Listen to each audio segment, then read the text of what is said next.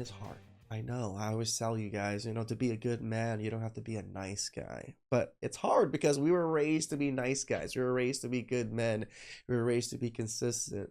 Put women on pedestal, do these things for women, and you're going to get what you want. But women changed the game on us. And a lot of men don't realize, a lot of young men didn't realize that the game changed. That's why until they fell flat on their faces and their ears opened up to other people telling them certain things. This is why I came across a video with Renee just talking about this subject. So let's get to that chow. It's chow time. If you ever put me in a situation where you're choosing between me and somebody else, I'm gonna make it very easy for you. Choose them. Correct. Because thing about me is that I don't compete with nobody. If you say you have an option, that means you like that option. That means you are considering that option. So women be talking about we got options. Oh, a man is the easiest thing to get. But the man y'all be talking about, you don't even want the man. Y'all don't even want to take this man serious. You're not attracted to these men. You don't want them. That's why it's so funny when women consider themselves with so many options. What options? You don't want these men. How are they an option? Just wasting their time because you're not even taking them serious. You're not considering being with them for real.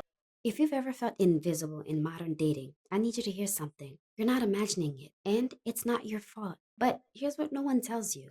Every year you spend not understanding why is a year you lose to a system that was never going to explain itself. True. You'll keep doing the right things. You'll keep getting passed over, keep wondering what's wrong with you, when the answer was never about you at all. There's a game running in the background in modern dating, and if you don't see it clearly, you'll stay invisible longer than you should. This is why a lot of, we say simps, blue-pilled men just get ran over and used and abused. When men finally wake up, see what's going on, take the red pill suppository, and just then they see the world. Oh, this is how women truly operate. It's not what they say. Today, I'm going to show you exactly what happened. Not to make you angry, not to blame anyone. Here's what changed, and it happened faster than most people realize. In 2012, the average person spent 90 minutes a day on social media. Oh, damn. In 2012, 90 minutes a day. I wonder how much it is now. Today, that number hit over 2.5 hours. Oh, for younger adults, it's closer to 4. That's not just a time shift. That's a complete rewiring of how people experience being wanted. Think about what that means. Every day, billions of people are plugged into platforms engineered to deliver small hits of validation. A like here, a DM there. We never say it, but these social media companies kind of keep women delusional and keep women in this state because it makes them money. Stranger telling you you're beautiful. These platforms don't profit from satisfaction. They profit from craving. A study from the University of Buffalo found that heavy social media users report significant low relationship commitments. Not because they found better partners, but because constant exposure to alternatives made them less satisfied with what they had. That's not... Yeah.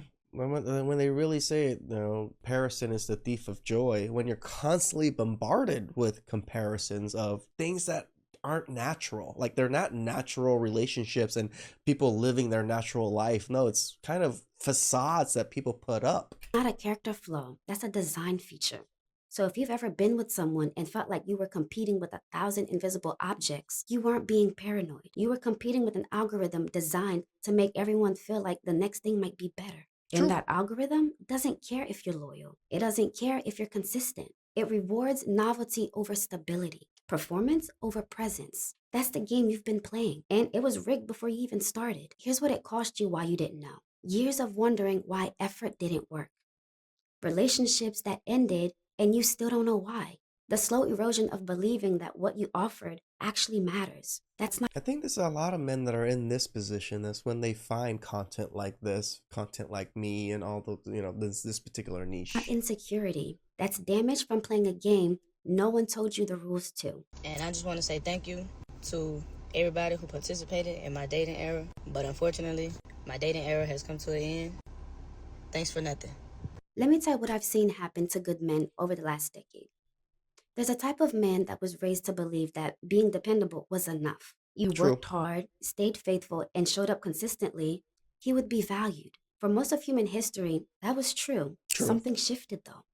In an economy and endless attention, consistency became invisible. The man who texted good morning every day doesn't trigger the same dopamine spike as the man who disappears for 3 days. It's true. It's true. I mean, even you think about it, how can you be more consistent than the thousands of people that are messaging her all the time, right? You can message her every day, but somebody over there might be messaging her 2, 3 times a day, constantly messaging her because they don't got the time and day to do anything else other than message her and give her validation. Where you're busy living life, doing your thing, trying to get promotions, trying to make more money. You can't give her the exact same validation as the world can. So it's hard to compete with the world of the internet of validation versus your own validation towards her. You can't compete with that. She just gets way more from the world and the internet. Then suddenly shows up with intensity. Predictability, which used to mean safety, started to feel boring. And the tragedy is this: that steady man didn't change. The environment around him did. I was reading a comment on one of my videos that stayed with me. A man wrote, "I used to think something was wrong with me. I'd be consistent. I'd communicate. I'd try to build something real. And I kept getting passed over for guys who treated it like a game. Yep. Eventually, I realized I wasn't the problem. I was just playing by rules that didn't exist anymore." That hit me because he's not alone. But here's where I have to be honest with you. Some of these steady men stayed steady in places that was never going to reward them. They kept watering dead soil and called it loyalty. They Ouch. confused being patient with being passive. And the system didn't just make them invisible. Sometimes it made themselves easier to look over. That's not blame. That's the part of the truth that hurts more because it's yours to own. Research from the Pew Research Center found 63% of men under 30 describe themselves as single. That's not a small number. That's a generational shift. And when you dig into why, it's not that these men don't want connection. It's that many of them have learned through painful experiences that the effort doesn't match the return. So, Straight up. Translation. Juice ain't worth the squeeze anymore. they stopped performing. They stopped auditioning. They started protecting their peace instead of proving their worth. And honestly, I can't blame them. When a man realizes he's And it's very hard to blame men for not wanting to compete, not wanting to be at the best of the best anymore, because a lot of men don't see a prize at the end. being evaluated not on who he is, but on how he compares to an infinite scroll of options, something breaks. Not his value, his willingness to keep proving it to people who won't see it anyway. Just let them. If they want to choose something or someone over you, just let them. Agreed. If they want to go weeks without talking to you, just let them. If they're okay with never seeing you again, just let them. If they're showing you who they really are and not what you perceive them to be, just let them. Let them lose you because you were never theirs. Now, I want to be careful here because this isn't about blaming anyone. Women didn't create this system, neither did men. It was built by companies that profit from dissatisfaction, Sure. funded by venture capital, optimized by machine learning, and deployed to every phone on the planet before anyone understood. I actually 100% agree with her. Yes, there may be some small blame on men, some small blame on women, but overall, it's the companies, it's the higher ups that control everything that are kind of pushing all of these narratives down to everybody else. What it would do to human connection. Both sides are losing. The same platform that made you feel invisible made her feel like she had infinite options. But here's what the options look like. A 2020 study on dating app behavior found that less than 1% of matches turn into actual relationships. Most Damn, messages go 1%. unanswered. This is why we call them hookup apps, right? They're not truly, marriage apps. No, they're just hookup apps. Most conversations die within 3 exchanges. The illusion of abundance creates the experience of scarcity. Because when everyone looks like a possibility, no one ever becomes a priority. And here's the part that doesn't get said enough. A lot of women are just as tired of this, just as you are. True. They're swiping through the same void, looking for something real and finding the same emptiness. I can also admit that, yeah, women, there's good women out there that are probably suffering and feeling the exact same thing as the good men they're going through, and they're only seeing the bad men and the men that used to be good but then turned into dark berserkers, and now most men are somewhat dark berserkers now, so they only have dark berserkers to kind of deal with. They got to sift through the trash too. The system taught everyone to shop for people's products, and products can always be returned. So when you feel like no one values consistency anymore, understand that it's not because people stop wanting it. It's because the environment makes it nearly impossible to recognize. True. The signal get lost in the noise, and the noise was designed to never stop.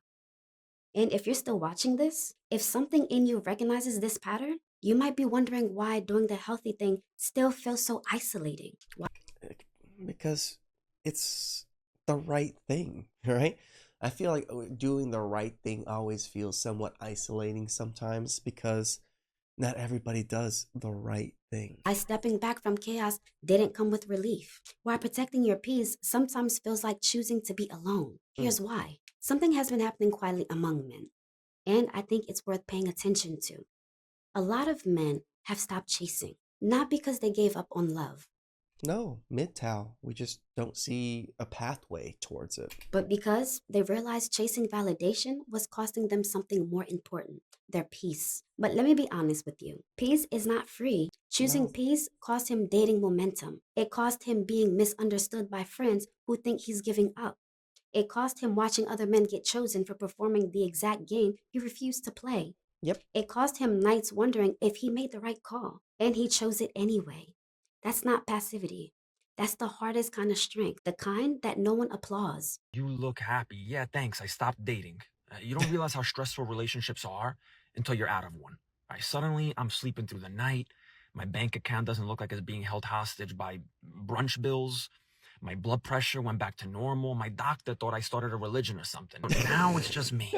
My Like, I see it's that apparent, like that even doctors can see it within your health. Yeah. peace and the freedom to watch Sports Center. Yeah, I look happy. Of course I do. Because it turns out single life isn't lonely. It's just very quiet. And quiet is so underrated these days. There's a quote I keep coming back to.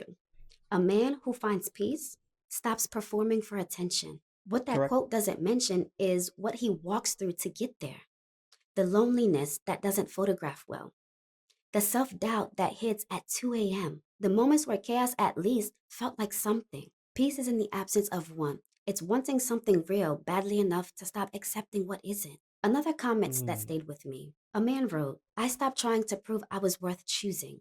Now I'm focused on building a life that's worth protecting. If someone wants to be part of that, they'll have to bring more than just beauty and expectations. That's not anger. That's a boundary forged into disappointment. And I think it's because of the disappointment men develop standards. I don't think men really develop standards until the more recent years. Like in mass, I mean. You know, there's always men with standards, but in mass, I always think the society, at least you Western society, has always been on the more simpy side, you know, at least after the world wars. Nowadays, it's just turning back to the more masculine side. boundaries are healthy, but they're also lonely sometimes. The Yeah. man who protects his peace isn't broken. He's evolved. But evolution doesn't mean he stopped feeling the cost. It means he decided the cost was worth paying. Peace became more attractive than potential. And once a man understands that, he stops tolerating chaos just to avoid being alone, even when alone is exactly what it feels like. So, where does this leave you? If you're a man who's felt invisible, who's been passed over for someone louder, who's wondered if consistency even matters anymore, here's what I want you to know. It does. It just doesn't get rewarded by algorithms. True. Real connection still exists, True. but it doesn't happen in the attention economy. It doesn't. That's why I say you got to go out there. You got to put yourself out there in the real world, talk to women, approach women. Yeah, you might go to jail. Those are always possibilities, but is living that life of peace and solitude better than the life of a family and legacy? That's your choice. That's your choice to make. You know, I think some men prefer the solitude and not having to deal with it, and some men prefer the family. Happens in the margin, in conversations that don't have a comment section. The men I see building real relationships aren't the ones who figured out how to game the system. They're the ones who opted out of it. They meet people through shared interests, through communities, through actual proximity instead of infinite scrolls. They stopped asking, how do I stand out? And started asking, where do I actually belong? And here's the truth that will save you years of frustration. You don't need to be chosen by everyone. True. You need to be seen by one person who values what you actually offer. Everybody thinks they have so many options now. Because our phones keep us surrounded by faces, followers, and flattery, we confuse attention with availability. True. But just because somebody likes your picture doesn't mean that they could love your soul. And just because they reply to your story doesn't mean that they're ready for your story. You call them options, but most of them are just distractions. Imagine this. It is funny that women just seem to think, oh, there's all these men that like my photos. They all want me and like me. Yeah, your looks. Like everybody lusts over your looks. You're standing in a store surrounded by beautiful clothes. Everywhere you look, you want everything you see. You would wear all of it. It's amazing. But guess what? Only one of those items actually fits you. The rest only look good on the hanger. Not every hay has a future in it, because real options require connection, character, and commitment. That was actually a good metaphor. A rack full of clothes that look good, but only one fits you. They only look good on the rack. That's a lot of women, guys. It's like, that's a good metaphor. And those aren't in your DMs. Those are built through discipline. The illusion of options made people forget that love isn't about having the most choices. It's about making one choice and honoring it. But here's the part I need you to sit with. You were never the problem. The system that made you feel invisible was. I wouldn't say you're never the problem. That one's a little bit taking too much accountability off yourself. Sometimes you are. Sometimes you weren't good enough. Sometimes, you were stumbling over your words. You're not there in life. You're not making enough money yet. There's some aspects that you can account for. But there's other aspects that you may not be able to control. And the fact that you chose peace over chaos, standard over desperation, self-respect over approval, that's not something to be ashamed of. That's something to be proud of. The pride isn't the finish line. Understanding why you've been invisible doesn't make you visible. Clarity without movement just turns into another place to hide. At some point, you have to decide whether peace is a season or a permanent address. Whether you step back to heal or whether you stayed back because it felt safer than risking disappointment again. I think a lot of men that watch this channel are within this decision right now. Do you really want to stay MGTOW? Do you want a family? What would be the best choice for you? This is where you discover yourself. You figure it out. You learn, you grow, you stumble forward. Because here's the uncomfortable truth. You can understand the system perfectly and still waste years waiting in the wrong places. True. The men who actually change their outcomes don't go back to competing for attention. They change environments. They change proximity. They change who gets access to them. And they stop confusing patience with progress. The right person won't need you to perform, but they also can't choose you if you're standing in rooms where substance doesn't register. You already know you weren't the problem. Now comes the harder part. Choosing where to show up, choosing who to stop auditioning for, and choosing whether peace is protecting your future or quietly postponing it. It's been your girl Remi Rene here. I'll see you guys in my next video. Shout out to Renee. Sometimes the message hits a little harder when it comes from a different person of a different sex with different voices and different attitudes and different backgrounds, right? So that's why I like kind of featuring a lot of different creators, because I may not resonate with you. Hopefully someone resonates with you and helps you get to where you want to be. Hopefully family and kids. That's my hope. Please like, subscribe, comment down below. I really appreciate that. And I'll catch you guys next time. Ciao.